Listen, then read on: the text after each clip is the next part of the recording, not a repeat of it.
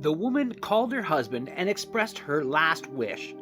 She called her husband before she died and told him her last wish.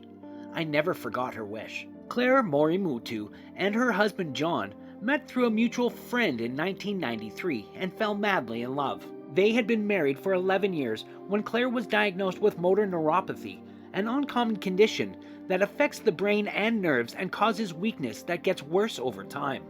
Sadly, there is no known cure for this condition. The treatments available can only help reduce the impact it has on the person's everyday life. For Claire, this diagnosis was a devastating one as her health deteriorated more and more with each passing day. As she knew her time on Earth was limited, she couldn't stop thinking about what her husband and their 2 sons would do without her in their lives. That's when she made it her mission to find someone for John who would embrace him and the children after Claire's passing. She promised she would assist me in finding love, John said of Claire. She even started corresponding with hospice representatives in an effort to schedule a date for us. I, however, wasn't ready, although I wasn't sure if I would ever be. Claire wanted me to be, he explained. Claire was determined to find John a new partner because that was the only thing that could put her at ease.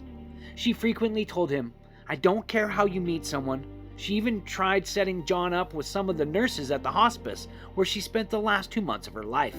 As her condition worsened, Claire and John decided that 11th of February would be the last day her children saw her for the last time.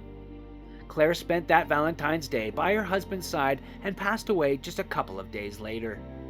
Claire died in my arms. I told her how much I loved her, and I told her not to worry about the boys. I would take good care of the boys, John said.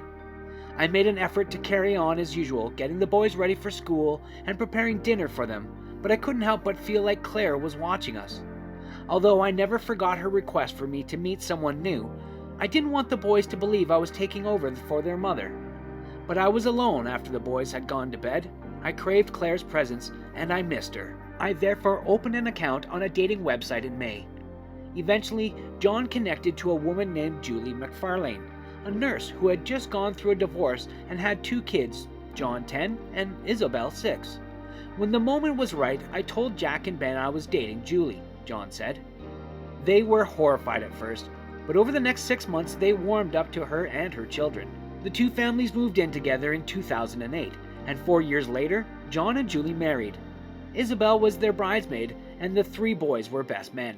John added, I talked about Claire's diagnosis, our time together, and her wish for me to find someone special. Claire wanted us to be happy, and I think she would be now that things have gone as they have, so I told everyone I envisioned her smiling down on us. Thank you for watching.